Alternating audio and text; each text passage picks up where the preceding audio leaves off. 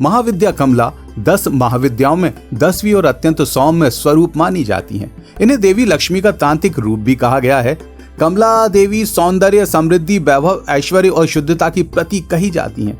इनका स्वरूप कमल पर विराजमान स्वर्ण आभूषणों से अलंकृत और 4 भुजाओं में कमल धारण किए हुए बताया गया है।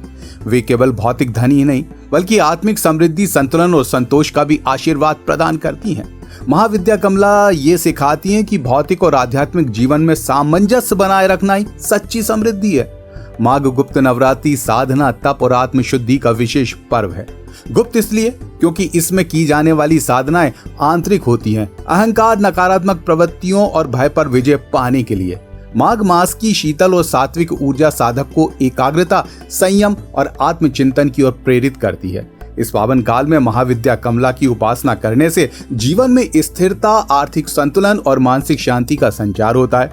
माघ गुप्त नवरात्रि हमें संदेश देती है कि सच्ची उन्नति केवल बाहरी साधनों से नहीं बल्कि अंतःकरण की पवित्रता से प्राप्त होती है।